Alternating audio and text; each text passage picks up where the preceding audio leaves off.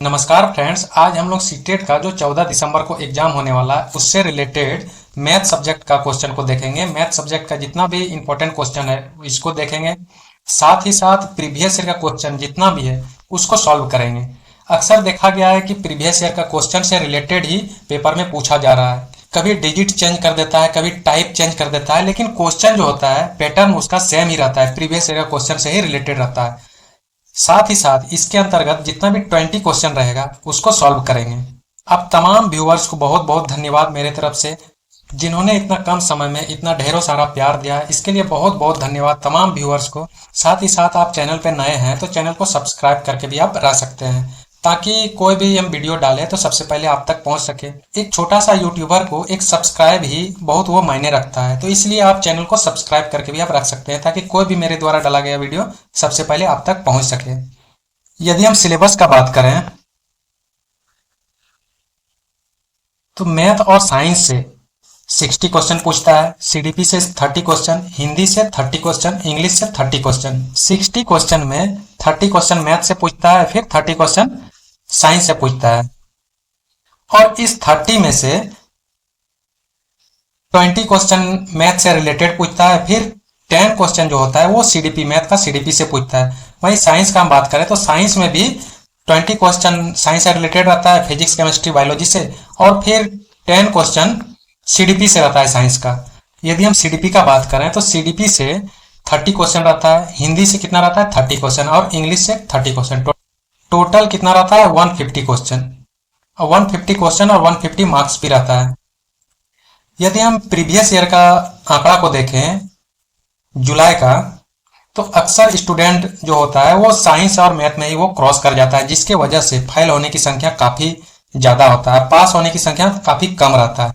इसका main reason ये रहता है कि अक्सर स्टूडेंट ये 3 सब्जेक्ट को फोकस करता है, मैथ और साइंस को वो छोड़ देता है। अक्सर स्टूडेंट का मन में रहता है कि 90 नंबर लेते आए तो पास हो जाएंगे, या तो फिर कैटेगरी वाइज से रहेंगे तो 82 लेते आएंगे तो यही 3 सब्जेक्ट में पास हो जाएंगे, और ये सब्जेक्ट को मैथ और साइंस को वो छोड़ देते हैं, जिसके वजह से फेल होने की संख्या काफी ज्यादा हो जा रहा है। मेन रीजन इसका यही रहता है कि फेल होने की संख्या, जो जुलाई में इतना स्टूडेंट रजिस्ट्रेशन किए थे, एग्जाम में इतना बैठे थे, वहीं पास होने का कितना संख्या था 2,39,120। अब फेल होने की संख्या कितना था 11 लाख। अक्सर देखा गया है कि एग्जाम में प्रीवियस ईयर का क्वेश्चन को ही पूछा जा रहा है, तो उससे रिलेटेड जो प्रीवियस ईयर का क्वेश्चन है उसको हम लोग देखेंगे। आज हम लोग पेपर 2 का जितना भी क्वेश्चन है इसको सॉल्व करेंगे, वो भी बेसिक मैथमेटिक्स के द्वारा, एक एक स्टेप को समझते हुए। तो पहला क्वेश्चन इसमें दिया गया है कि निम्न में से कौन सा एक समकोण त्रिभुज है, कौन सा एक समकोण त्रिभुज है जिनकी भुजाएं हो सकती है। इसमें पूछ रहा है कि कौन सा एक समकोण त्रिभुज, ये चारों में से कौन सा एक समकोण त्रिभुज का एक उदाहरण है। समकोण त्रिभुज उसे कहते हैं जिसकी 2 भुजाओं के वर्गों का योग तीसरी भुजा के बराबर होता है, वर्ग के बराबर होता है। यानी 2 भुजा के वर्गों का योग तीसरी भुजा के वर्ग के बराबर होता है। यदि हम इसका फिगर देखेंगे समकोण त्रिभुज का, तो समकोण त्रिभुज में ये क्या हो जाएगा एच हो जाएगा, ये क्या बी हो जाएगा, और ये क्या हो जाएगा पी हो जाएगा। यानी ये कर्ण हो जाएगा, ये आधार हो जाएगा, और ये लंब हो जाएगा। तो हम लोग जानते हैं क्या कि कर्ण कर्ण का स्क्वायर बराबर क्या होता है लंब का स्क्वायर प्लस आधार का स्क्वायर। लंब का स्क्वायर प्लस आधार का स्क्वायर, आधार का स्क्वायर ये होता है। तो इसमें कह रहा है कि कौन सा एक समकोण त्रिभुज का एक उदाहरण है। आइए इसको सॉल्व करते हैं। इस टाइप का क्वेश्चन को सबसे पहले हम ऑप्शन के द्वारा सॉल्व करेंगे। यदि समकोण त्रिभुज का रूल क्या होता है, कर्ण का स्क्वायर बराबर लंब का स्क्वायर प्लस आधार का स्क्वायर, ये यदि जो फुलफिल करेगा तो हम समझेंगे कि वो समकोण त्रिभुज का उदाहरण है। यदि हम ऑप्शन ए को हम देखें, एक में क्या दिया है 20 का स्क्वायर प्लस 21 का स्क्वायर बराबर 31 का स्क्वायर होना चाहिए। यदि 20 का स्क्वायर कितना हो जाएगा, इसका 20 का स्क्वायर 400 हो जाएगा, प्लस 21 का स्क्वायर कितना हो जाएगा 441, और 31 का स्क्वायर कितना हो जाएगा 961। यदि हम इसको और इसको ऐड करेंगे तो इसका वैल्यू कितना आ जाएगा 841 जो कि डज नॉट इक्वल है 961 का। तो हम कह सकते हैं कि ये उदाहरण समकोण त्रिभुज का नहीं है। आइए अब हम लोग सेकेंड ऑप्शन को देखते हैं। सेकेंड ऑप्शन में दिया गया है कि 35 का स्क्वायर प्लस 77 का स्क्वायर बराबर 88 का स्क्वायर होना चाहिए। तो हम कह सकते हैं कि ये समकोण त्रिभुज का उदाहरण है। यदि हम 35 का स्क्वायर करें तो इसका कितना आता है 1225 प्लस यदि 77 का स्क्वायर करें तो इसका कितना आता है वैल्यू 5929। 88 का स्क्वायर कितना हो जाएगा 7744। इसका ये वैल्यू हो जाएगा। यदि हम इसको और इसको ऐड करते हैं तो इसका वैल्यू कितना आ जाता है 7154 बराबर कितना है 7744, जो कि ये भी डज नॉट इक्वल है दोनों का। तो ये भी समकोण त्रिभुज नहीं हो सकता है, 2 नंबर भी ये नहीं हो सकता है। आइए तीसरा ऑप्शन को देखते हैं। तीसरा ऑप्शन में दिया गया है कि 15 का स्क्वायर प्लस कितना 32 का स्क्वायर बराबर कितना होना चाहिए 57 का स्क्वायर। यदि ये बराबर है तो हम कह सकते हैं कि ये समकोण त्रिभुज है। यदि हम 15 का स्क्वायर करें तो 15 का स्क्वायर कितना हो जाएगा 225 प्लस 32 का स्क्वायर कितना हो जाएगा 1024 और 57 का स्क्वायर कितना हो जाएगा 3249। हम इसको ऐड करेंगे तो कितना वैल्यू आ जाएगा 1249। इसका वैल्यू कितना आ जाएगा जब इसको और इसको ऐड करेंगे तो 1249 आता है। और इधर कितना दिया है बराबर के उस साइड में कितना दिया है 3249, जो कि ये भी बराबर नहीं है। तो ये भी समकोण त्रिभुज नहीं हो सकता है। आइए अब हम लोग लास्ट ऑप्शन को देखते हैं। इसमें दिया गया है क्या 65 का स्क्वायर प्लस 72 का स्क्वायर बराबर 97 का स्क्वायर। क्या ये सब बराबर है, इसका और इसका बराबर इतना का है? तो हम कहेंगे कि ये समकोण त्रिभुज है। यानी हम कह सकते हैं कि कर्ण का स्क्वायर बराबर लंब का स्क्वायर प्लस आधार का स्क्वायर है। तो हम कह सकते हैं कि ये समकोण त्रिभुज है। आइए इसको सॉल्व करते हैं। यदि हम 65 का स्क्वायर करें तो इसका कितना आता है वैल्यू 4225। यदि 72 का स्क्वायर करें तो 72 का कितना आता है 5184 और इसका 97 का स्क्वायर करें तो कितना आता है 5409। यदि हम इसको ऐड कर देते हैं तो इसका वैल्यू कितना आ जाता है, ये टर्म को इसको ऐड कर देंगे तो इसका वैल्यू कितना आता है 5409, जो कि ये बराबर है 5409 का।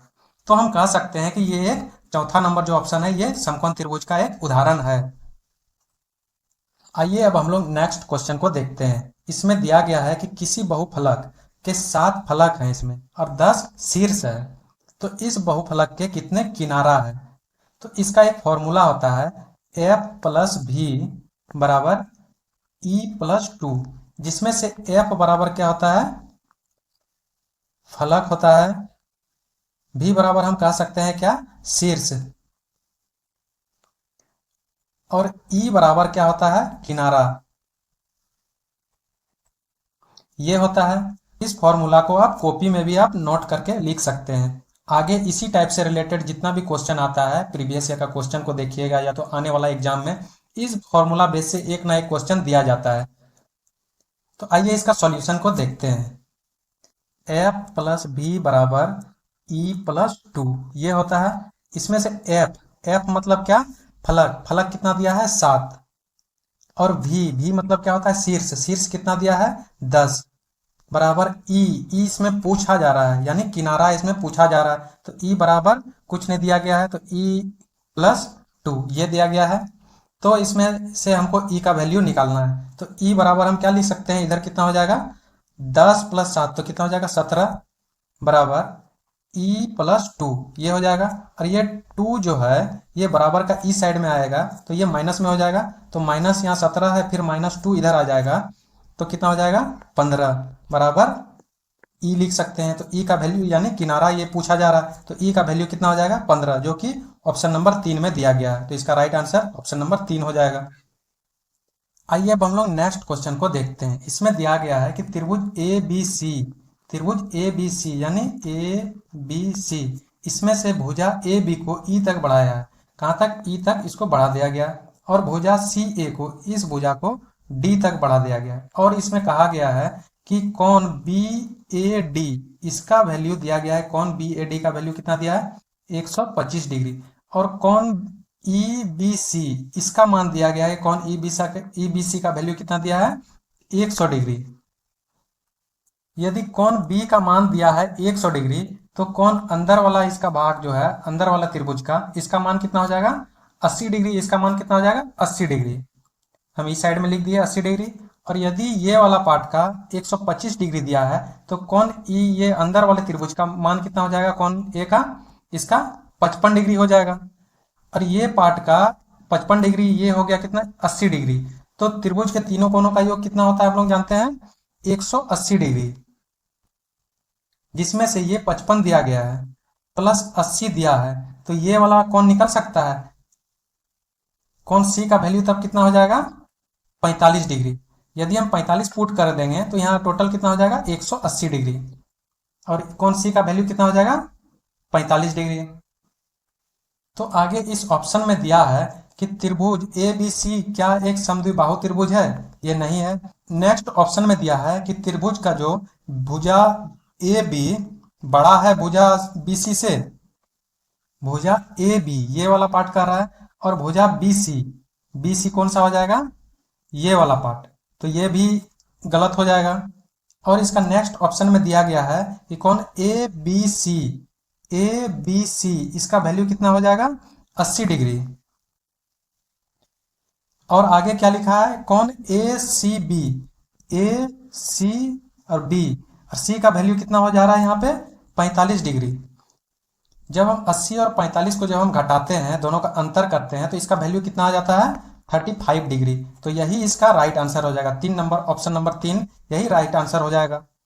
आइए अब हम लोग नेक्स्ट क्वेश्चन को देखते हैं। इसमें दिया गया है कि एक समलंब चतुर्भुज PQRS, इसमें दिया गया है क्या, एक समलंब चतुर्भुज PQRS, इसमें से PQ पैरेलल किसका है SR का, और Q तथा SR का अनुपात कितना है 2:3 में है यदि बटा हुआ है। तो यदि समलंब का क्षेत्रफल 480 सेंटीमीटर स्क्वायर है और PQ तथा SR के बीच की दूरी 12 सेंटीमीटर है, तो SR की इसका लंबाई कितना होगा, ये क्वेश्चन पूछ रहा है। आइए इसका सॉल्यूशन को देखते हैं। यदि इसका हम फिगर बनाए तो एक समलंब चतुर्भुज का फिगर इस टाइप से बनेगा। ये इसमें दिया गया है, क्या दिया गया है, PQ SR का पैरेलल है, PQ SR का पैरेलल है दोनों एक दूसरे का। और इसमें दिया गया है PQ तथा SR का अनुपात में दिया गया है, इसका वैल्यू कितना 3:2। यदि 3:2 दिया है तो इसको हम ऐसे मान सकते हैं 3x और 2x ये मान सकते हैं। और इसमें दिया गया है क्या, SR के बीच की दूरी यानी SR, इसका वैल्यू कितना दिया है 12 सेंटीमीटर यानी h 12 सेंटीमीटर ये दिया गया है। तो इसमें पूछा जा रहा है कि इसका वैल्यू क्या हो जाएगा, SR की लंबाई कितना है ये वाला। आइए इसका सॉल्यूशन को देखते हैं।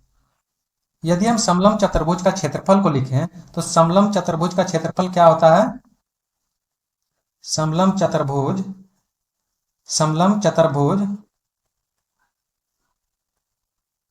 भुज का क्षेत्रफल क्या होता है, इसका 1/2 गुना L plus B into H। समलंब चतुर्भुज का क्षेत्रफल क्या होता है 1/2 गुना L plus B into H। आप लोग इस फॉर्मूला को कॉपी में भी नोट करके लिख सकते हैं ताकि इसका नेक्स्ट स्टेप बनाने में सहूलियत होगा। और समलंब चतुर्भुज का क्षेत्रफल इसमें क्या दिया गया है क्वेश्चन में 480 यानी 480 सेंटीमीटर स्क्वायर दिया गया है 480। और समलंब चतुर्भुज का क्षेत्रफल हम लोग क्या जानते हैं 1/2 यानी 1/2 गुना लंबाई जोड़ चौड़ाई प्लस ऊंचाई। तो लंबाई कितना हो जाएगा यहाँ पे L, यहाँ पे क्या हो जाएगा L कितना हो जाएगा 3x प्लस B, यहाँ पे B कितना हो जाएगा 2x इंटू H कितना है 12, तो यहाँ पे कितना हो जाएगा 12। जब हम इसको सॉल्व करेंगे आगे तो इसका वैल्यू क्या हो जाएगा 1/2 गुना ये कितना में ऐड हो जाएगा ये दोनों 3 2 5x इंटू 12। आगे और इस स्टेप को सॉल्व करेंगे तो इसका नेक्स्ट स्टेप में क्या आ जाएगा, यानी 480 बराबर क्या हो जाएगा 1/2 गुना 5x इंटू 12। फिर जब हम इसको सॉल्व करेंगे तो ये कट जाएगा 3 यानी 6 हो जाएगा यहाँ पे।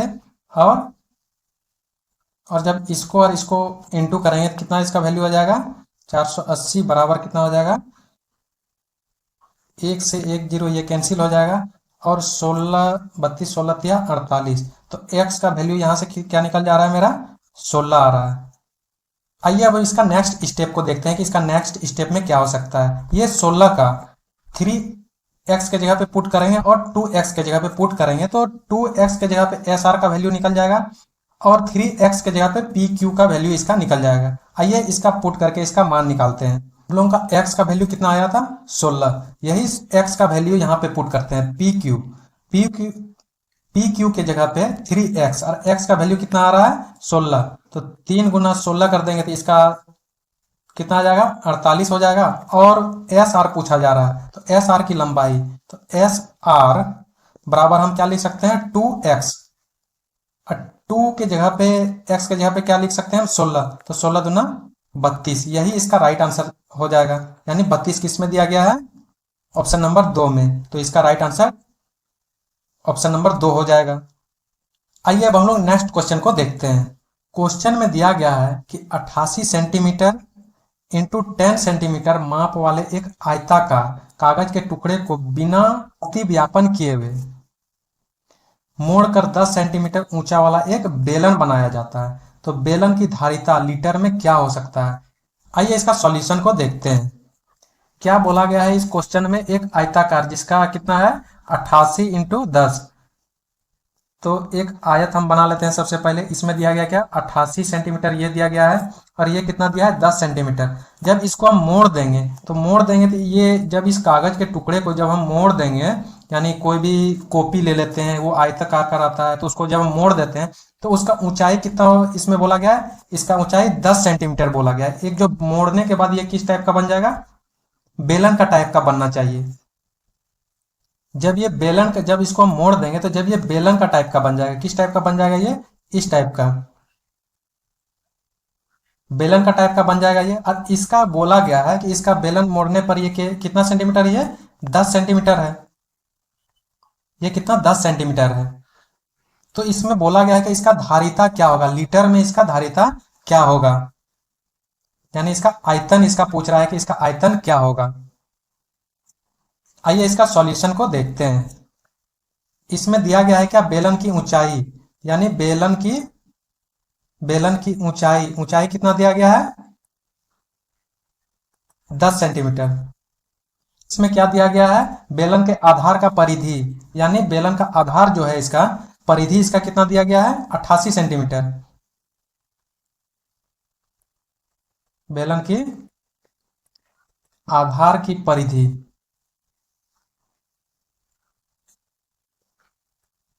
बराबर कितना दिया है, 88 सेंटीमीटर, ये दिया गया है। आगे इसका नेक्स्ट स्टेप को देखते हैं। बेलन के आधार का परिधि कितना दिया, 88 सेंटीमीटर। बेलन के आधार का परिधि कितना दिया है, 88 सेंटीमीटर। कितना दिया, 88 सेंटीमीटर ये दिया। अब बेलन के आधार का परिधि इसका क्या होता है, 2 पाई आर। 2 पाई आर बराबर हम क्या लिख सकते हैं, 88 सेंटीमीटर। और यहाँ पे पाई का वैल्यू भी पुट करने के लिए कितना कर रहा है, 22/7। आइए इसका नेक्स्ट स्टेप को देखते हैं। यदि 2 पाई आर बराबर हम 88 लिख सकते हैं, और 2 इंटू 22/7 आर बराबर क्या लिख सकते हैं, 88 सेंटीमीटर।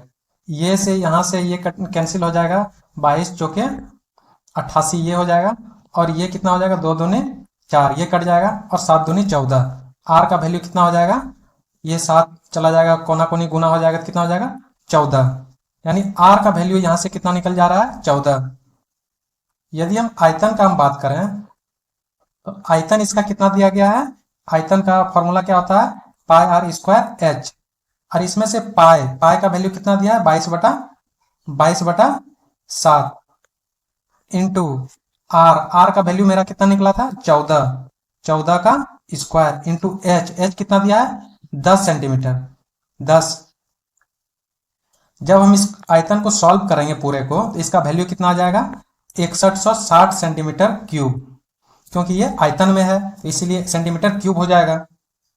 और इसमें पूछा गया है कि इस धारिता का लीटर में क्या होगा, यदि लीटर में होगा तो इसको 1000 से भाग देना पड़ेगा। लीटर में होने के लिए इसमें क्वेश्चन में पूछा गया क्या, लीटर में पूछ रहा है, तो लीटर में ये वाला निकला, ये क्यूब में, यानी आयतन इसका निकला, सेंटीमीटर क्यूब में पूछ रहा है, लेकिन ये लीटर में पूछ रहा है, तो लीटर में लाने के लिए 1000 से इसको भाग देना पड़ेगा। यानी कितना निकला था लीटर में 6160। इसको जब हम 1000 से भाग देंगे तो इसका वैल्यू कितना आ जाएगा, 1 2 3, यानी 3 अंक के बाद पॉइंट हो जाएगा, तो 1.16 ये हो जाएगा क्या लीटर में। तो इसका वैल्यू कितना हो जाएगा 6.16 लीटर में, 6.16। तो इसका राइट आंसर ऑप्शन नंबर 2 में दिया गया है, तो यही इसका राइट आंसर हो जाएगा 6.16। आइए अब हम लोग नेक्स्ट क्वेश्चन को देखते हैं। दिया गया है किसी घन का आयतन कितना दिया है, 2197 सेंटीमीटर क्यूब में है ये, इसका पार्श्व पृष्ठ का क्षेत्रफल कितना होगा, ये चीज पूछ रहा है। हम जानते हैं क्या कि घन का आयतन बराबर क्या होता है, ए क्यूब होता है, और घन का विकर्ण बराबर क्या होता है, a√3, और घन का पार्श्व पृष्ठ क्षेत्रफल क्या होता है, घन का पार्श्व पृष्ठ क्षेत्रफल, इसका वैल्यू कितना होता है 4a²। और यदि हम संपूर्ण का बात करें, संपूर्ण पृष्ठ क्षेत्रफल, यानी संपूर्ण पृष्ठ क्षेत्रफल क्या होता है, इसका वैल्यू 6a²। आप कॉपी में भी नोट करके रख सकते हैं ताकि इसका यूज होगा। आइए अब हम लोग सबसे पहले आयतन निकालते हैं घन का। तो घन का आयतन बराबर क्या होता है, ए क्यूब, और घन का आयतन इसमें कितना दिया है 2197 बराबर क्या हो जाएगा ए क्यूब। और जब इसमें से ए का वैल्यू कितना हो जाएगा, यदि ए का वैल्यू निकालें यहां से, तो ए का वैल्यू कितना हो जाएगा 13, कितना हो जाएगा ए का वैल्यू 13 हो जाएगा। ए बराबर मेरा कितना निकला था 13 निकला था। और फिर घन का पार्श्व पृष्ठ इसमें पूछ रहा है, घन का पार्श्व पृष्ठ क्षेत्रफल। तो घन का पार्श्व पृष्ठ क्षेत्रफल हम लोग क्या जानते हैं 4a², ये जानते हैं। अब यहाँ पे a का वैल्यू पुट कर देंगे। यदि हम 4 इंटू ए का वैल्यू कितना है आया था हम लोग का 13 का स्क्वायर, जो यदि हम इसको सॉल्व करेंगे तो इसका वैल्यू कितना आ जाएगा। नेक्स्ट स्टेप क्या होगा 4 इंटू 13 ये हो जाएगा, और इसको हम सॉल्व करेंगे आगे तो इसका वैल्यू कितना हो जाएगा, एग्जैक्ट वैल्यू 676 सेंटीमीटर स्क्वायर, ये हो जाएगा 676 सेंटीमीटर स्क्वायर। ये वाला ऑप्शन में किसमें दिया गया है 676, तो राइट आंसर इसका एक नंबर हो जाएगा, 676 इसमें आया है। आइए अब हम लोग नेक्स्ट क्वेश्चन को देखते हैं। क्वेश्चन में दिया गया है कि निम्न आंकड़ों के लिए परिसर, बहुलक तथा माध्यक का माध्य क्या होगा, ये निकालने के लिए कह रहा है। आइए इसका सॉल्यूशन को देखते हैं। यदि हम परिसर का हम बात करें तो परिसर किसे कहा जाता है, परिसर बराबर होता है क्या सबसे बड़ी संख्या, यानी सबसे बड़ी संख्या माइनस सबसे छोटी संख्या। छोटी संख्या जो होगा, सबसे बड़ी संख्या और सबसे छोटी संख्या, वही क्या हो जाएगा परिसर कहलाएगा। तो सबसे बड़ी संख्या यहाँ पे कौन सा है, सबसे बड़ी संख्या यहाँ पे 19 हो जाएगा, 19 सबसे बड़ी संख्या। और सबसे छोटी संख्या कौन सा हो जाएगा माइनस, सबसे छोटी संख्या इसमें से 2 हो जाएगा, सबसे छोटी संख्या यहाँ पे 2 और सबसे बड़ी संख्या यहाँ पे 19 हो जाएगा, तो 2। तो इसको जब हम घटाएंगे तो इसका वैल्यू कितना आ जाएगा 17, यानी हम लिख सकते हैं परिसर बराबर कितना आया 17 आया। अब हम लोग बहुलक निकालते हैं। बहुलक उसे कहते हैं जो बहुत बार आया हो, यानी बार बार उसका रिपीटेशन हो रहा है, तो उसी को बहुलक कहा जा रहा है। तो बहुलक के तौर पे कौन हो जाएगा बहुलक बराबर कितना हो जाएगा 4 जो है एक बार आया है, 2 बार और 3 बार, यानी 1 2 3 4 आया है, यहाँ पे 3 बार आया है, सबसे ज्यादा यही 4 जो है वो 3 बार आया है, तो इसीलिए बहुलक जो है 4 हो जाएगा। आइए अब हम लोग माध्यक निकालते हैं। क्या निकालेंगे अब हम लोग माध्यक, परिसर बहुलक निकल गया, अब हम लोग माध्यक निकालते हैं। माध्यक निकालने के लिए ये जितना भी अंक है इसको छोटा से बड़ा की ओर लिखेंगे। तो सबसे छोटा क्या हो जाएगा, इसमें क्या हो जाएगा सबसे छोटा 2 हो जाएगा, फिर 3 हो जाएगा, फिर 3 हो जाएगा, फिर 4 हो जाएगा, 4 हो जाएगा, फिर इसके बाद क्या हो जाएगा 5 हो जाएगा, 6 हो जाएगा, फिर 8 हो जाएगा, फिर 9 हो जाएगा, फिर 9 हो जाएगा, फिर इसके बाद कितना 10 है, 11 है, फिर और क्या है 15 है, फिर लास्ट में कितना है 19 है। तो बहुलक के तौर पे हम लोग देखें क्या 4 सबसे ज्यादा आ रहा है, कितने बार आ रहा है 3 बार आ रहा है, इसीलिए हम लोग यहाँ पे बहुलक 4 लिखे। माध्यक उसे कहते हैं जो बीच का टर्म हो, माध्यक उसे कहते हैं जो बीच का टर्म हो। यदि हम बीच का टर्म को देखें तो इसमें टोटल नंबर कितना है, 1 2 3 4 5 6 7 8 9 10 11 12 13 14 15, 15 है इसमें। तो 7 और 7 में बांटेंगे तो 14 होगा, एक बीच का टर्म बच जाएगा। तो क्या हो जाएगा, यहाँ से 7 में बांट देते हैं तो 1 2 3 4 5 6 7, ये टर्म हो गया 7। और फिर 1 2 3 इधर हो गया, फिर 4 5 6 7, ये 7 एक इधर हो गया, एक इधर हो गया और एक इस साइड हो गया। बीच का टर्म कौन सा बच गया, बीच का टर्म 6 बच गया। तो यही मेरा क्या कहलाएगा, माध्यक कहलाएगा। यही क्या कहलाएगा, माध्यक कहलाएगा। ये माध्यक कहलाएगा। माध्यक बराबर क्या हो गया मेरा 6 हो गया, परिसर बराबर कितना हो गया 17 17, और बहुलक बराबर कितना हो गया 4 हो गया। अब इसमें आगे कह रहा है कि माध्य ये तीनों का क्या होगा। आइए इसका सॉल्यूशन को देखते हैं। परिसर कितना था, परिसर बराबर कितना हम लोग का आया था 17, और फिर बहुलक,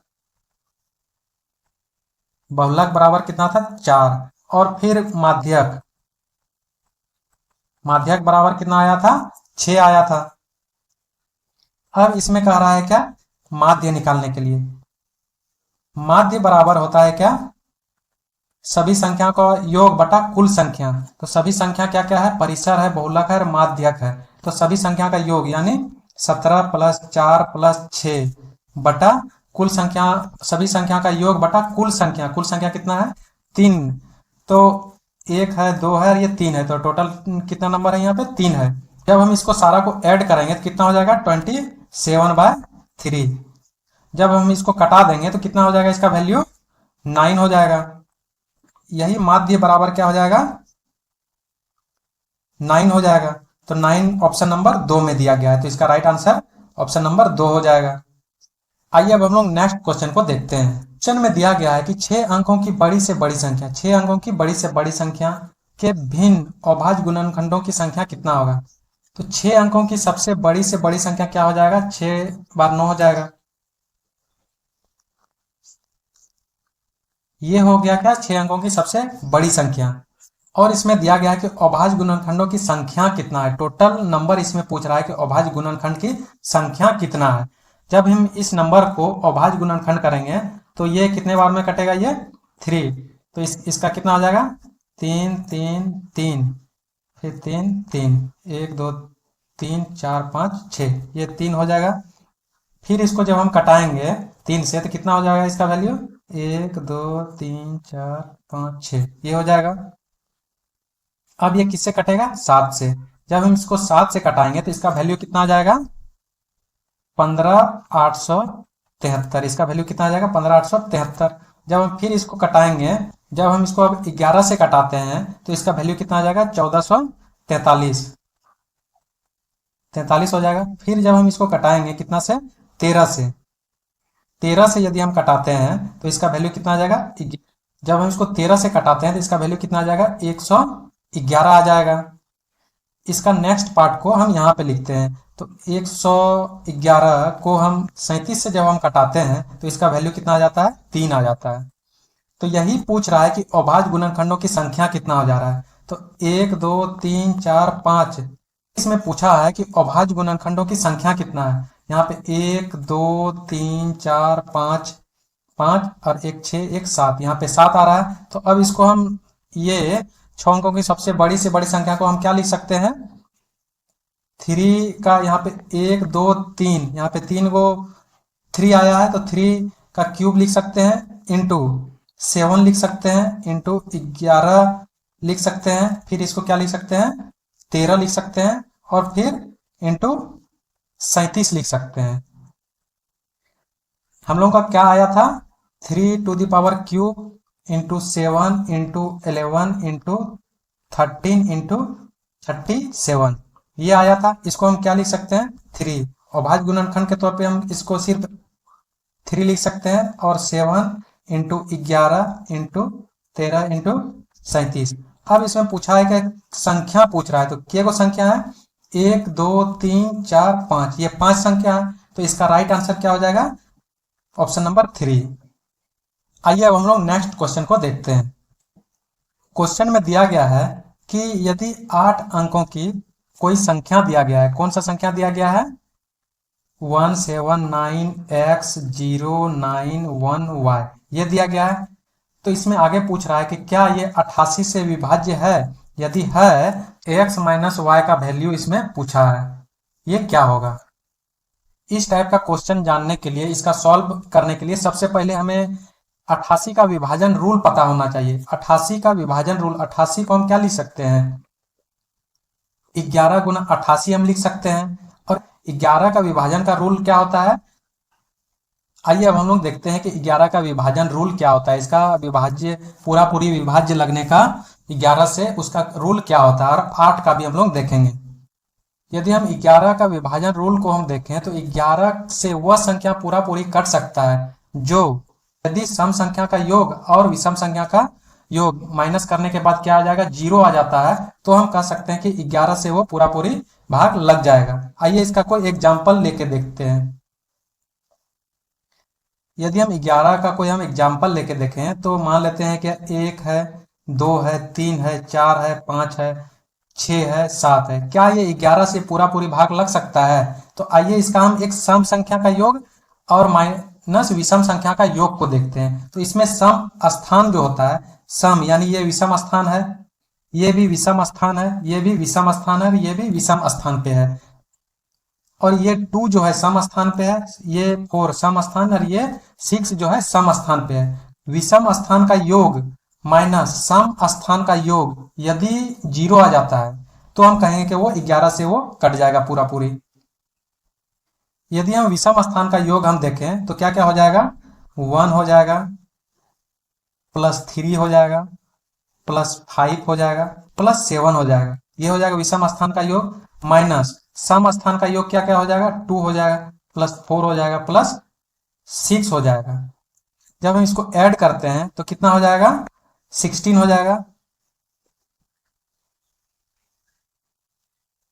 माइनस जब हम इसको ऐड करते हैं तो क्या हो जाएगा ये 12 हो जाएगा, जो कि ये 0 के बराबर नहीं है। तो हम कह सकते हैं कि ये जो संख्या है ये 11 से पूरी विभाज्य नहीं होगा। ये था 11 का रूल। अब हम लोग देखते हैं 8 का रूल, क्योंकि ये 88 को हम क्या लिख सकते हैं 11 गुना 8, और ये 8 का रूल को हम लिख सकते हैं कि लास्ट का जो अंक रहेगा वो सम संख्या होना चाहिए, तो वो 8 से पूरी भाग लग जाएगा। ये था 8 का, और ये था क्या 11 का रूल। तो आइए अब हम लोग क्वेश्चन की ओर देखते हैं। लोग 11 का भी रूल को देखें, 8 का भी रूल को देखें। 11 और 8 का भी रूल को देख चुके हैं। आइए अब हम लोग सॉल्यूशन को देखते हैं क्या हो सकता है। क्वेश्चन में क्या दिया गया है कि 179, और फिर क्या दिया गया है x091y, ये दिया गया है क्वेश्चन में। तो इसमें पूछा है कि 88 से विभाज्य होना चाहिए। 88 से विभाज्य होने के लिए 11 और 8 से भी विभाज्य होना चाहिए। यदि हम 11 का हम बात करें, यदि हम 11 का हम बात करें तो 11 से विभाज्य होने के लिए क्या क्या हो सकता है। आइए इस क्वेश्चन को देखते हैं। यदि हम विषम संख्या का योग को देखें, यानी विषम संख्या का योग को देखें तो क्या क्या हो जाएगा 1 हो जाएगा, 1 प्लस 9 हो जाएगा, 9 प्लस 0 हो जाएगा, 0 प्लस उसके बाद 1 हो जाएगा। इसको जब हम ऐड करते हैं तो कितना हो जाएगा ये 11 हो जाएगा। वहीं सम संख्या का हम बात करें, सम संख्या का हम बात करें तो सम संख्या के लिए कौन कौन सा हो जाएगा 7 हो जाएगा, ये हो जाएगा 7 हो जाएगा, प्लस x हो जाएगा, x हो जाएगा, प्लस 9 हो जाएगा, 9 में क्या हो जाएगा y हो जाएगा। जब हम इसको ऐड करेंगे तो कितना इसका वैल्यू हो जाएगा।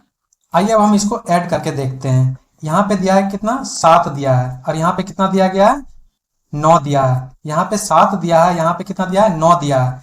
तो 9 और 7 कितना हो जाता है 16 हो जाता है। कितना हो जाता है मेरा 16 होता है, जो कि ये 11 से पूरी ये 16 नहीं कट सकता है। हम लोग इसका रूल क्या देखे थे 11 का, विषम संख्या का योग माइनस सम संख्या का योग होना चाहिए बराबर 0 होना चाहिए, साथ ही साथ वो 11 से कटना भी चाहिए। साथ ही साथ क्या होता है 11 से कटना भी चाहिए। यदि हम सम संख्या का बात करें तो इसका कितना आ रहा है 16 आ रहा है। इसको 11 से नजदीक जाने के लिए 11 से पूरा पूरी कटने के लिए 16 में कितना ऐड करेंगे जो कि पूरा पूरी ये कट जा सकता है। इसमें यदि हम 4 ऐड करते हैं तो ये कटेगा 16 4 20, जो कि ये 11 से नहीं कटता है। यदि हम इसमें 6 पुट कर देंगे तो कितना हो जाएगा 16 और 6 कितना हो जाएगा 22, जो कि ये पूरा पूरी कट जाएगा। यदि हम x के जगह पे 4 लिख देते हैं और y के जगह पे कितना लिख देते हैं 2 लिख देते हैं, x के जगह पे कितना हम 4 ले लेते हैं और y के जगह पे हम 2 ले लेते हैं, तो ये पूरा पूरी ये 22 हो जाएगा। सम संख्या का स्थान का योग जो हो जाएगा तब ये 22 हो जाएगा। यहाँ पे कितना 7 + 4 + 9 + 2 इक्वल टू कितना हो जाएगा, ये टोटल 22 हो जाएगा। 22 जो है 11 से पूरा पूरी ये कट जाएगा। तो हम यहाँ पे ले सकते हैं क्या, x के जगह पे 4 और y के जगह पे यहाँ पे क्या लिख सकते हैं 2 लिख सकते हैं। आइए इसका नेक्स्ट पेज पे देखते हैं। हम लोगों को क्या मिला था, x के जगह पे 4 और y के जगह पे क्या मिला था 2, तो यही इसका वैल्यू हो जाएगा। यहाँ पे पुट कर देंगे, x का जगह पे क्या लिख देंगे 4 और y के जगह पे हम क्या लिख देंगे 2। जब इसको हम माइनस करेंगे तो क्या इसका वैल्यू हो जाएगा 2, तो यही इसका राइट आंसर हो जाएगा 2। आइए अब हम लोग नेक्स्ट क्वेश्चन को देखते हैं।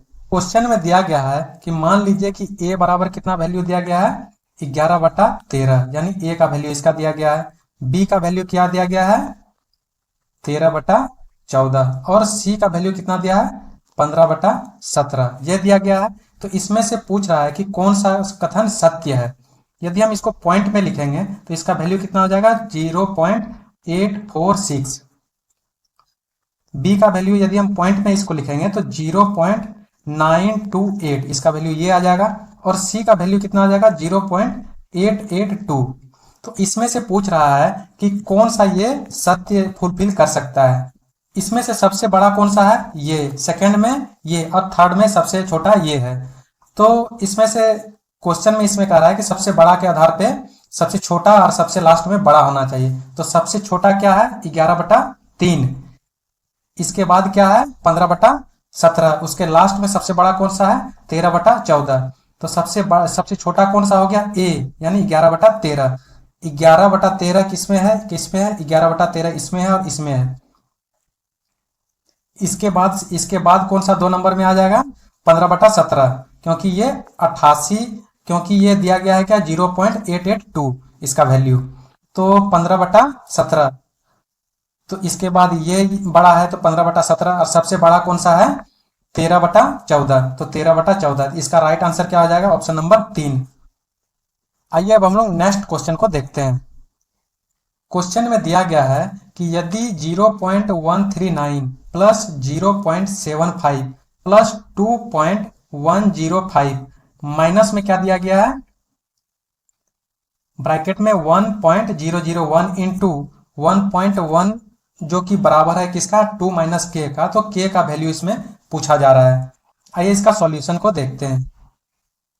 यदि हम ये तीनों टर्म को हम जब ऐड करते हैं तो इसका वैल्यू कितना आ जाएगा 2.994, और इसमें माइनस में क्या दिया है ब्रैकेट में 1.001 इंटू 1.1 जो बराबर है किसका 2 - k का।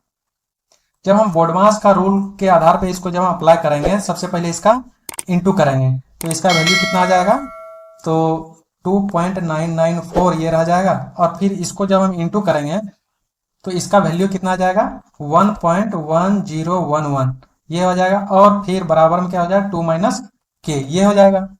जब हम इसको माइनस करेंगे तो इसका वैल्यू कितना आ जाएगा 1.8929, इसका वैल्यू कितना आ जाएगा 1.8929 बराबर 2 - k। आइए इसका नेक्स्ट पेज में देखते हैं कि क्या इसका सॉल्यूशन हो सकता है। हम लोग का कितना था 1.8929 ये था, 2 - k ये था। 2 को बराबर का ई साइड लेते आते हैं तो क्या हो जाएगा 1.8929 माइनस 2 बराबर -k ये हो जाएगा। और जब हम इसको माइनस करेंगे एक दूसरे को तो इसका रिजल्ट क्या आ जाएगा माइनस में आएगा 0.1071, ये आ जाएगा और बराबर माइनस के, ये माइनस से ये माइनस कैंसिल हो जाएगा, बचेगा यहाँ पे के का वैल्यू क्या आ जाएगा 0.1071। इसका राइट आंसर क्या आ जाएगा, के का वैल्यू 0.1071। इस ऑप्शन में कितना, कौन सा नंबर में दिया गया है, 3 नंबर में दिया है 0.1071, ये 3 नंबर में दिया गया है, तो इसका राइट आंसर ऑप्शन नंबर 3 हो जाएगा। आइए अब हम लोग नेक्स्ट क्वेश्चन को देखते हैं। क्वेश्चन में दिया गया है कि यदि ए का मान कितना दिया है, ए का मान कितना दिया है -3/4 और बी का मान कितना दिया है 5/6, तो निम्न में से कौन सा ए और बी के बीच स्थित नहीं है। आइए इसका सॉल्यूशन को देखते हैं।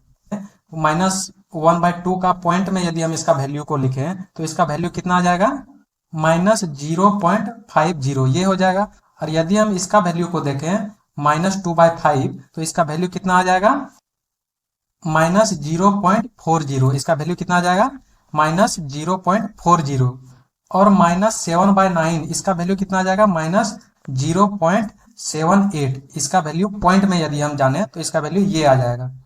और साथ ही साथ ए का वैल्यू कितना था हम लोग का पॉइंट में -0.75, ये हो जाएगा ए का वैल्यू, जो कि यहाँ पे -3/4 लिखा है, इसका पॉइंट में यदि हम करें तो -0.75 इसका वैल्यू हो जाएगा।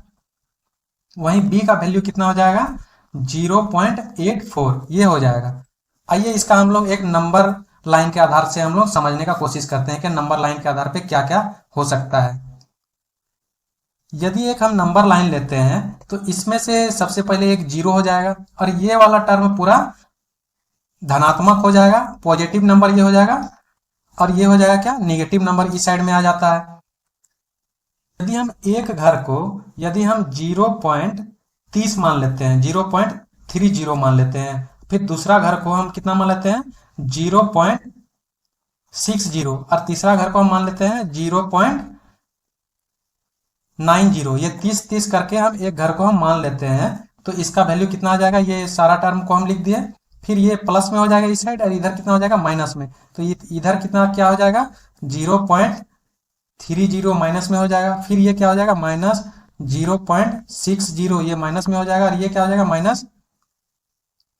-0.90, ये हो जाएगा। अब इसमें से पूछ रहा है, एक नंबर लाइन पे ही पूछ रहा है कि इसमें से कौन सा ए और बी के बीच स्थित नहीं है, इसके और इसके बीच में स्थित नहीं है।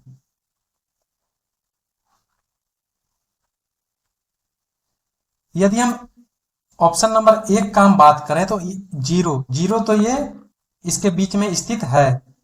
ए का वैल्यू कहां से कहां तक है, ए का वैल्यू -0.75, 0.75 कहां जाएगा 60 और यानी 0.60 और 0.90 के बीच में आ जाएगा 0.75 माइनस में, तो इसके आसपास यहाँ पे आ जाएगा। क्या हम लिख सकते हैं, ये ए का वैल्यू हम लिख सकते हैं -0.75, ये आ जाएगा यहाँ पे 0.75, ये आ गया ए का वैल्यू इस जगह। वहीं हम बी का बात करें तो इसका कितना है 0.84 है, तो 0.84 इस जगह के आसपास आ जाएगा 0.84, यानी बी का वैल्यू कितना आ जाएगा 0.84, ये आ गया। अब इसमें से पूछ रहा है कि कौन सा ए और बी के बीच स्थित नहीं है। यदि हम 0 का हम बात करें तो 0 तो ये ऑलरेडी ए और बी के बीच स्थित है, 0 जो है ए और बी के बीच स्थित है। वहीं हम बात करें ऑप्शन नंबर 2 का, इसमें दिया गया यदि हम पॉइंट में देखें तो इसका वैल्यू कितना आता है -0.50, 0.50 जो कि इसके बीच में आता है, तो ये भी ये आ जा रहा है। ऑप्शन नंबर 3 को देखते हैं, क्या इसका वैल्यू दिया है -2/5, इसका वैल्यू कितना है 0.40, तो 0.40 तो वो भी इसके बीच में आ जाएगा, तो ये भी 0.40 माइनस में, ये भी इसके बीच में आ रहा है ए और बी के बीच में। सी का हम देखते हैं, 4 नंबर का आप देखते हैं, तो ऑप्शन नंबर 4 में क्या दिया है -0.78 इसका वैल्यू दिया गया है। यदि हम 0.78 को देखें तो ये 78 जो है इसके बाहर है, तो ये यही जो है -0.78 ये ए और बी के बीच स्थित नहीं है। तो इसमें क्वेश्चन में पूछा गया है कि ए और बी के बीच स्थित कौन सा नहीं है, तो ये 4 नंबर का ऑप्शन -7/9 जो है वो ए और बी के बीच स्थित नहीं है। तो इसका राइट आंसर क्या हो जाएगा, ऑप्शन नंबर 4। आइए अब हम लोग नेक्स्ट क्वेश्चन को देखते हैं। क्वेश्चन में दिया गया है कि 1.7 इंटू 10⁴ और 12.5 इंटू 10⁻⁻6 के गुणनफल को मानक रूप में k इंटू 10⁻n के द्वारा व्यक्त किया जाता है। तो 2k प्लस n यानी 2k प्लस n का इसका वैल्यू मान निकालने के लिए कह रहा है कि इसका मान क्या होगा। आइए इसका सॉल्यूशन को देखते हैं।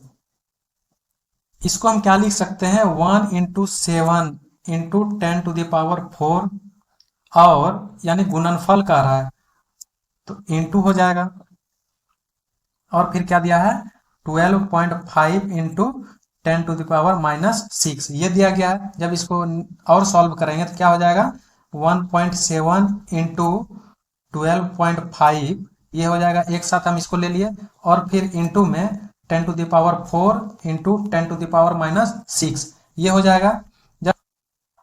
जब हम इस दोनों टर्म को गुना करेंगे तो इसका वैल्यू कितना आ जाएगा 21.25 ये आ जाएगा, इंटू 10⁴ इंटू 10⁻⁻6 तो ये इसका वैल्यू क्या आ जाएगा 10⁻⁻2। जब बेस समान है और पावर जो है वो अलग रहता है तो ये दोनों पावर क्या हो जाएगा, ऐड हो जाएगा। तो ऐड जब हो जाएगा तो इसका वैल्यू क्या हो जाएगा 4 प्लस फिर ब्रैकेट में क्या हो जाएगा -6। जब हम दोनों को ऐड करेंगे, इसको और इसको जब हम ऐड करेंगे तो क्या हो जाएगा -2 हो जाएगा। आइए इसका नेक्स्ट पेज में देखते हैं कि इसका सॉल्यूशन क्या होगा। हम लोग का सॉल्यूशन क्या आया था 21.25 इंटू 10⁻⁻2 ये आ गया था। अब इसको और सॉल्व करें तो 21.25 इंटू 10⁻⁻2 इसको हम क्या लिख सकते हैं 10⁻⁻1 इंटू 10⁻⁻1 ये भी लिख सकते हैं। इसको यदि हम और सॉल्व करेंगे तो ये आ गया। यदि हम इसको 21.25 इंटू 10⁻⁻1 है, यदि हम इसको नीचे लेते आए डिवाइड में तो 1 बाय क्या हो जाएगा 10 हो जाएगा, इंटू 10⁻⁻1 ये जैसे कि तैसे ही रहने दिए इसको। हम आगे इसका नेक्स्ट पेज में देखते हैं हम लोग इसका सॉल्यूशन क्या होगा। हम लोग का क्या आया था 21.25 इंटू 1/10 इंटू 10⁻⁻1 ये था। इसको यदि हम और सॉल्व करें, पॉइंट को यदि हम यहाँ से इस पे हम डिवाइड करेंगे तो इसका वैल्यू कितना आ जाएगा 2.125 ये आ जाएगा, इंटू 10⁻⁻1 ये रहेगा, जो कि शॉर्ट फॉर्म के तौर पे हम लिखे ये वाला और ये वाला। यदि हम इसमें से ये मानक रूप में हम इसको तुलना करेंगे एक दूसरे को तो इसका वैल्यू क्या आ जाएगा k इंटू 10⁻n। तो इसमें से k का वैल्यू कितना आ जाएगा ये आ जाएगा, और n का वैल्यू कितना आ जाएगा -1। आइए हम इसका नेक्स्ट पेज में सॉल्यूशन को देखते हैं कि हम लोगों का k का वैल्यू कितना आया था, k का वैल्यू कितना आया था 2.125 और n का वैल्यू कितना आया था -1। जब हम इस इक्वेशन में जब हम इसमें हम पुट करते हैं 2k प्लस n पे तो इसका वैल्यू कितना आ जाएगा 2 इंटू 2.15125 प्लस n का वैल्यू कितना दिया है -1 ये दिया गया है। जब हम इसको सॉल्व करेंगे और तो इसका इंटू करेंगे तो इसका वैल्यू कितना आ जाएगा 4 इंटू 25। जब इसको सॉल्व करके, ये डिवाइड का साइन नहीं है, ये सॉल्व करके लिखा जा रहा है, तो सॉल्व करके लिखे तो 4 इंटू 4 पॉइंट यहाँ 4.25 प्लस इंटू माइनस तो क्या हो जाएगा प्लस माइनस माइनस हो जाएगा। तो इसका जब हम इसको माइनस करेंगे तो इसका एग्जैक्ट वैल्यू क्या आ जाएगा 3.25 किस ऑप्शन में दिया गया है, ये 4 नंबर में दिया गया है। तो इसका राइट आंसर क्या हो जाएगा ऑप्शन नंबर 4। आइए अब हम लोग नेक्स्ट क्वेश्चन को देखते हैं। क्वेश्चन में दिया गया है क्या दो संख्या कौन कौन सा है 3 और 5 यानी 3x और 5x। इसमें अनुपात में दिया गया है। यदि प्रत्येक संख्या में क्या जोड़ने के लिए कह रहा है 12, यानी प्रत्येक संख्या में यदि हम 12 जोड़ देते हैं तो वह अनुपात में बदल जाता है। कितने में बदल जाता है? 5:7 में। तो दी गई संख्या का योग कह रहा है, दी गई संख्या का योग पूछा जा रहा है। आइए इसका सॉल्यूशन को देखते हैं कि क्या होता है। हम लोगों का दो संख्या क्या क्या था? 3x और 5x, ये था। हम लोगों का दो संख्या क्या क्या था? 3x और 5x। यदि प्रत्येक संख्या में 12 जोड़ दें, यदि हम प्रत्येक संख्या में 12 जोड़ दें तो वो अनुपात में बदल जाता है। किस अनुपात में बदल जाता है? 5:7 का रेशियो में यह बदल जाता है। जब हम इसको क्रॉस मल्टीप्लाई करेंगे तो इसका वैल्यू क्या आ जाएगा? 21 हो जाएगा x, अब प्लस 12 साथ कितना हो जाता है? 84, बराबर क्या हो जाएगा? 25 हो जाएगा। 25 प्लस 25x हो जाएगा। यहाँ पे प्लस में क्या रहेगा? 12 पंचे 60, ये आ जाएगा। अब हम लोग x को एक साइड हम लेते जाते हैं तो यहाँ पे कितना बच जाएगा? 84 माइनस ये बराबर का इस साइड में लेते आते हैं तो ये माइनस में हो जाएगा 60 बराबर 25x, और ये बराबर का उस साइड में लेते जाते हैं, यानी बराबर का उस साइड में लेते जाएंगे तो कितना हो जाएगा? 21x, ये हो जाएगा। आइए इसका नेक्स्ट पेज में सॉल्यूशन को देखते हैं। अब हम लोगों का क्या आया था? 84 माइनस 60 बराबर 25x माइनस 21x, ये था। जब हम इसको माइनस करेंगे तो कितना आ जाएगा? 24 बराबर ये इसको और इसको माइनस करेंगे तो कितना आ जाएगा? 4x। तो इससे इसको जब हम कटाएंगे तो x का वैल्यू 6 चौक 24 हो जाएगा। तो x बराबर कितना हो जाएगा? 6 हो जाएगा। आगे पूछा गया है कि दी गई संख्याओं का योग पूछा गया है। आइए इसका नेक्स्ट पेज में सॉल्यूशन को देखते हैं। x बराबर हम लोग का क्या आया था? 6 आया था। और दो संख्या क्या क्या था? 3x और 5x, ये था। 3x और 5x ये था। तो x का मान इस दोनों संख्या में जब हम पुट करते हैं तो क्या हो जाएगा? 3x यानी 3 इंटू 6 बराबर 18 हो जाएगा। अब 5x के जगह पे 5 इंटू 6 तो क्या हो जाएगा? 30 हो जाएगा। और 18 और 30 का योग, इसमें योग पूछा गया है तो दोनों का योग कितना हो जाएगा? 8 हो जाएगा। यहाँ पे 4 हो जाएगा तो 48। इसका राइट आंसर क्या हो जाएगा? 48, जो कि 3 नंबर ऑप्शन में दिया गया है। आइए अब हम लोग नेक्स्ट क्वेश्चन को देखते हैं। क्वेश्चन में दिया गया है कि किसी वस्तु का अंकित मूल्य बराबर कितना दिया गया है? 840 रुपया। एक दुकानदार इस वस्तु को अंकित मूल्य पर 15% का छूट देकर बेचता है, यानी 840 का 15% छूट देकर बेचता है। फिर भी उसे 19% का लाभ प्राप्त होता है, लाभ कमाता है 19% का, फिर भी वो लाभ कमाता है। तो उसका क्रय मूल्य क्या था? ये चीज पूछ रहा है क्वेश्चन पे। आइए इसका सॉल्यूशन को देखते हैं। हम जानते हैं कि विक्रय मूल्य बराबर क्या होता है? अंकित मूल्य गुना 100 माइनस छूट बटा 100, ये होता है विक्रय मूल्य का फॉर्मूला। जब हम इसमें पुट करेंगे तो अंकित मूल्य कितना है? 840 रुपया। अंकित मूल्य कितना है? 840 रुपया इंटू 100, और छूट कितना दे रहा है? 15% का छूट दे रहा है। 15% का छूट देकर बेच रहा है तो माइनस 15 हो जाएगा, और फिर बटा कितना हो जाएगा? 100, ये हो जाएगा। जब इसको हम सॉल्व करेंगे तो क्या हो जाएगा? आइए इसका नेक्स्ट पेज पे देखते हैं क्या होता है। कितना था? 840 इंटू 100 माइनस 15 बटा 100, ये था। जब हम इसको और सॉल्व करेंगे तो 840 इंटू 100 में से 15 घटाएंगे तो कितना हो जाएगा? 85 बटा 100, ये हो जाएगा। जब हम इसको और सॉल्व करेंगे तो इसका वैल्यू क्या आ जाएगा? 714 रुपया, यानी विक्रय मूल्य बराबर क्या हो जाएगा? 714 रुपया। तो इसमें पूछा गया है कि क्रय मूल्य बराबर क्या होगा? क्रय मूल्य इसमें पूछा गया है कि क्रय मूल्य क्या होगा। आइए इसका नेक्स्ट पेज पे देखते हैं सॉल्यूशन। क्रय मूल्य बराबर क्या जानते हैं कि विक्रय मूल्य इंटू 100 बटा 100 प्लस लाभ, क्योंकि यहाँ पे लाभ हो रहा है उसे 19% का, तो 100 प्लस लाभ, यदि हानि होता तो माइनस में हो जाता हानि। तो विक्रय मूल्य मेरा कितना आया था? 714 रुपया। 714 रुपया आया था इंटू 100 बटा 100 प्लस लाभ कितना हो रहा है 19% का। आइए इसका सॉल्यूशन नेक्स्ट पेज पे देखते हैं। कितना था हम लोग का 714 इंटू 100 बटा 100 प्लस लाभ 19% का था। जब हम इसको और सॉल्व करेंगे तो 714 इंटू 100 बटा 119। जब हम इसको और सॉल्व करेंगे तो इसका वैल्यू कितना आ जाएगा 600 आ जाएगा, जो कि ये क्रय मूल्य होगा। तो 600 लिखा है तो क्रय मूल्य कितना हो जाएगा 600 आया हम लोग का आंसर। तो इसका राइट आंसर क्या हो जाएगा 600, जो कि ऑप्शन नंबर 3 में दिया गया है। तो इसका राइट आंसर ऑप्शन नंबर 3 हो जाएगा। आइए अब हम नेक्स्ट क्वेश्चन को देखते हैं। क्वेश्चन में दिया गया है कि 5x माइनस 7 ये दिया गया है बटा 3 प्लस 2 बराबर 4x minus 3 divided by 4 plus 4x ये दिया गया है।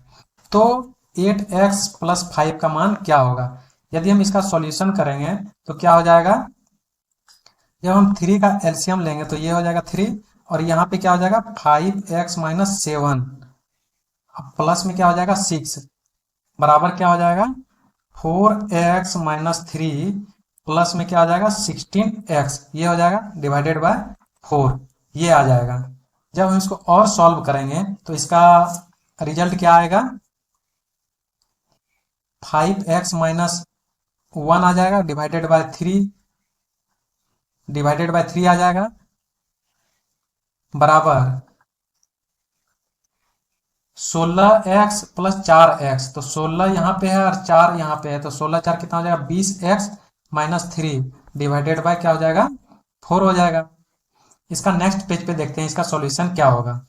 कितना था 5x minus 1 divided by 3 equal to 20x minus 3 divided by 4 ये आया था। जब हम इसको क्रॉस मल्टीप्लाई करेंगे तो इसका रिजल्ट क्या आ जाएगा 20x माइनस 4 इक्वल टू क्या आ जाएगा 60x माइनस 9। जब हम 9 को ई साइड लेते आते हैं बराबर का ई साइड लेते आते हैं, ये 20 को हम बराबर का उस साइड में हम लेते जाते हैं तो क्या होता है रिजल्ट -4 प्लस 9 बराबर 60x माइनस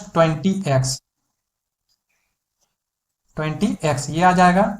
और यहां से रिजल्ट क्या आएगा 5 यहाँ पे आ जाएगा और यहाँ पे कितना आ जाएगा 40 आ जाएगा x 40x इधर आएगा और यहाँ पे 5 आएगा। इसका नेक्स्ट पेज पे देखते हैं इसका सॉल्यूशन क्या होगा। यहाँ कितना था 5 इक्वल टू 40x ये था। जब हम x का जब हम मान निकालेंगे तो यहाँ पे क्या हो जाएगा, इसीलिए x बराबर क्या हो जाएगा 5/40 इक्वल टू x हो जाएगा 5 8 40 तो कितना हो जाएगा, इसीलिए x का वैल्यू कितना आ जाएगा 1/8 ये हो जाएगा x का वैल्यू 1/8। अब बोल रहा है क्या यहाँ पे 8x प्लस 5 का मान निकालने के लिए हम लोगों का x का वैल्यू कितना आया था 1/8 ये आया था। यदि हम इस जगह x का मान हम पुट कर देंगे तो इसका वैल्यू आ जाएगा। तो 8x प्लस 5 8 इंटू एक्स के जगह पे क्या है 1/8 प्लस 5 8 8 कैंसिल हो जाएगा, बचा क्या यहाँ पे 1 प्लस 5 बराबर 6 यही रिजल्ट आ जाएगा। 6 जो है ऑप्शन नंबर 1 में दिया गया है तो इसका राइट आंसर ये हो जाएगा। आइए अब हम लोग नेक्स्ट क्वेश्चन को देखते हैं। क्वेश्चन में दिया गया है कि P का वैल्यू इतना दिया गया है, Q का इतना और R का इतना दिया है। तो इसमें से कह रहा है कि P plus Q minus R का वैल्यू क्या हो जाएगा, ये पूछा जा रहा है। आइए इसका सॉल्यूशन को देखते हैं। यदि हम P प्लस Q करते हैं तो क्या हो जाएगा, P का वैल्यू कितना है 12xy minus 10y square minus 18x square ये है। अब प्लस में हम करते हैं Q को, तो Q का वैल्यू कितना है 14x square plus 12y square plus 9xy ये है। जब हम इसका वैल्यू सिर्फ निकालते हैं P यहां से लेकर के यहां तक ये आ जाएगा, प्लस में ये वाला टर्म आ जाएगा। जब हम इसको ऐड करते हैं तो क्या आ जाएगा इसका रिजल्ट, यहाँ पे 12xy है फिर यहाँ पे 9xy तो कितना हो जाएगा 21 एक्स वाई हो जाएगा। फिर यहाँ पे वाई स्क्वायर के जगह पे कितना है 10, और फिर यहाँ पे नीचे में क्या है वाई स्क्वायर के जगह पे 12 है, 12 है, यहाँ पे 10 है, 10 वाई स्क्वायर, यहाँ पे 12 वाई स्क्वायर, तो प्लस और माइनस कितना हो जाएगा माइनस हो जाएगा, तो यहाँ पे 2 प्लस 2 वाई स्क्वायर ये आ जाएगा। अब हम लोग एक्स का देखते हैं, यहाँ पे कितना है 18 एक्स स्क्वायर, यहाँ पे कितना है 14 एक्स स्क्वायर, तो माइनस ये वाला टर्म और ये वाला प्लस में है, तो माइनस प्लस माइनस हो जाएगा, और 18 में से 14 को घटाएंगे तो कितना बच जाएगा 4 बच जाएगा, 4 एक्स स्क्वायर ये माइनस में आ जाएगा। ये वाला टर्म जो निकला हम लोगों का p प्लस क्यू का वैल्यू निकला। अब हम इसको माइनस कर देंगे r के साथ। आइए अब हम लोग इसका नेक्स्ट पेज पे देखते हैं इसका सॉल्यूशन क्या होगा। हम लोगों का p प्लस क्यू का वैल्यू क्या था 21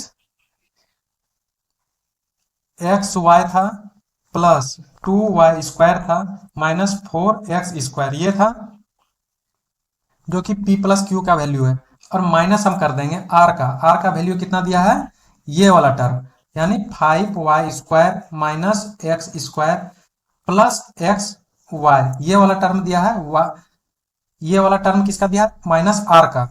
जब हम इसको माइनस करेंगे तो इसका वैल्यू कितना आ जाएगा, ये वाला टर्म को जब हम ब्रैकेट से हम तोड़ेंगे माइनस को तो क्या हो जाएगा इसका, फाइनली हम देख लेते हैं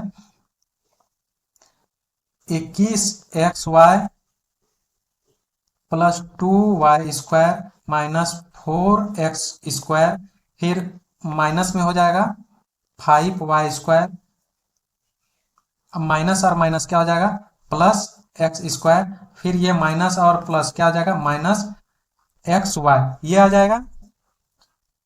जब हम इसको और सॉल्व करेंगे तो ये वाला टर्म क्या है 21 एक्स वाई, यहाँ पे क्या दिया है एक एक्स वाई लिखा है, तो 21 एक्स वाई और एक एक्स वाई घट जाएगा तो क्या हो जाएगा 20 एक्स वाई ये बचेगा। अब यहाँ पे वाई स्क्वायर को देखें तो ये 2 वाई स्क्वायर लिखा है और यहाँ पे 5 वाई स्क्वायर लिखा है, तो माइनस प्लस क्या हो जाएगा माइनस हो जाएगा, और 3 वाई स्क्वायर ये आ जाएगा। अब हम लोग x को देखते हैं, एक्स स्क्वायर को देखते हैं, तो एक्स स्क्वायर यहाँ पे क्या है माइनस 4 एक्स स्क्वायर, और यहाँ पे क्या लिखा है ओनली एक्स स्क्वायर, तो माइनस प्लस क्या हो जाएगा माइनस हो जाएगा, और फिर 4 में एक एक्स स्क्वायर को घटाएंगे तो 3 एक्स स्क्वायर ये बचेगा। तो हम लोग का रिजल्ट क्या आया 20 x y minus 3 y square, और फिर माइनस 3 एक्स स्क्वायर, जो कि ये वाला ऑप्शन में दिया गया है 4 नंबर में दिया गया है कि 20 एक्स वाई हम लोग का आया। इसके बाद क्या आया हम लोग का 3 वाई स्क्वायर यानी 3 वाई स्क्वायर ये वाला टर्म आया। इसके बाद हम लोग का क्या आया है माइनस 3 एक्स स्क्वायर का राइट आंसर क्या हो जाएगा ऑप्शन नंबर 4। आइए अब हम लोग नेक्स्ट क्वेश्चन को देखते हैं। क्वेश्चन में दिया गया है x to the power 4 plus 1 by x to the power 4 equal to कितना है 322 दिया है, जो कि x does not equal to 0 है, यहाँ पे x जो है डज नॉट इक्वल टू 0 है, तो x माइनस 1 बाय एक्स का वैल्यू क्या होगा, x माइनस 1 बाय एक्स का वैल्यू यहाँ पे क्या होगा ये पूछ रहा है। इस क्वेश्चन का आंसर आप लोग कमेंट के माध्यम से दीजिए कि ताकि ये पता चले कि आप लोग स्टडी कर रहे हैं क्या नहीं कर रहे हैं। नेक्स्ट क्लास में हम ये क्वेश्चन का सॉल्यूशन को देखेंगे, देखते हैं कि कितना स्टूडेंट कमेंट के माध्यम से इस क्वेश्चन का आंसर दे पाता है। चलिए नेक्स्ट क्वेश्चन को देखते हैं। में दिया गया है कि यदि 15x square minus 26x plus 8 बराबर क्या दिया गया है ax प्लस बी, और क्या दिया है सी एक्स प्लस डी है, तो a और c धनात्मक पूर्णांक है। कैसा है a और c जो है धनात्मक पूर्णांक है, तो इसका वैल्यू निकालने के लिए कह रहा है 2a प्लस बी माइनस सी माइनस 2d का वैल्यू इसमें पूछा जा रहा है। आइए इसका सॉल्यूशन को देखते हैं। यदि हम ये द्विघात समीकरण को तोड़ें तो क्या हो जाएगा 15x square minus 26x plus 8 बराबर क्या लिखा है ax प्लस बी, और इंटू में क्या दिया है cx प्लस डी ये दिया गया है। जब हम इसको और सॉल्व करेंगे तो क्या हो जाएगा, 15x² और 26 को हम किस फॉर्म में तोड़ सकते हैं, 20x माइनस 6x प्लस 8, इस फॉर्म में हम तोड़ेंगे। बराबर क्या हो जाएगा, ax प्लस b बराबर ax प्लस बी इंटू में है, फिर क्या हो जाएगा cx प्लस डी, ये वाला टर्म आ जाएगा। इसका नेक्स्ट पेज पे सॉल्यूशन को देखते हैं।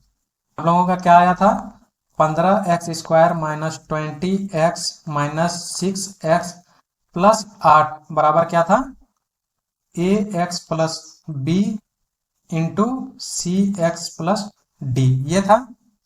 जब हम इसको और सॉल्व करेंगे तो यहाँ से क्या आ जाएगा, 5x कॉमन आ जाएगा, तो 5x कॉमन आ गया तो यहाँ पे क्या बचा, 3x माइनस 4, ये वाला टर्म पे यहाँ इतना बचा, फिर -2 कॉमन ले लेते हैं तो 3x माइनस 4 ये बचा, इक्वल टू ये वाला टर्म के लिए ये हो जाएगा ax plus b into cx plus d, ये वाला टर्म आ जाएगा।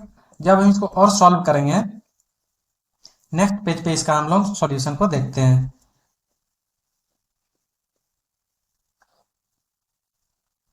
तो यहाँ पे क्या आ जाएगा, 3x minus 4 into 5x minus 2, ये आ जाएगा।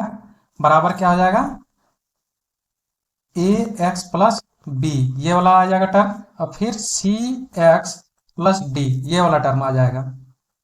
जब हम इसको तुलना करेंगे एक दूसरे को, जब हम इसको और इसको तुलना करेंगे, इसको और इसको हम जब तुलना करेंगे तो यहां से a का वैल्यू क्या निकल जाएगा, a बराबर क्या हो जाएगा, 3 हो जाएगा। b बराबर क्या हो जाएगा, b बराबर क्या हो जाएगा, -4 हो जाएगा।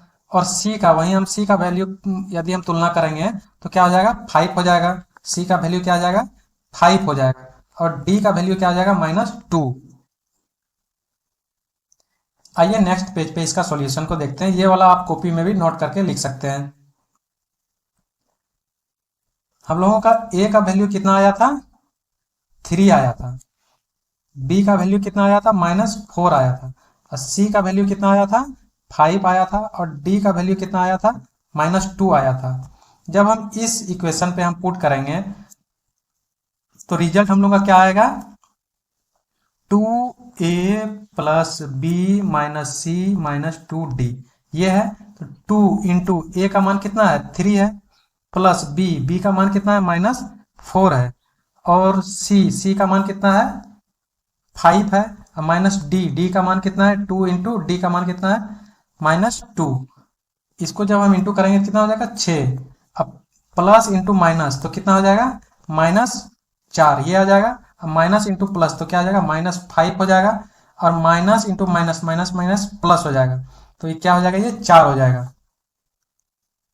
ये वाला टर्म और ये वाला टर्म कैंसिल हो जाएगा, बचा क्या यहाँ पे, 6 माइनस 5, तो इसका रिजल्ट कितना आ जाएगा, 1 आ जाएगा। और 1 जो है ऑप्शन नंबर 2 में दिया गया है, 1 ऑप्शन नंबर 2 में दिया गया है, तो इसका राइट आंसर ऑप्शन नंबर 2 हो जाएगा। आइए अब हम लोग नेक्स्ट क्वेश्चन को देखते हैं। क्वेश्चन में दिया गया है कि त्रिभुज ए बी सी और त्रिभुज डी ई एफ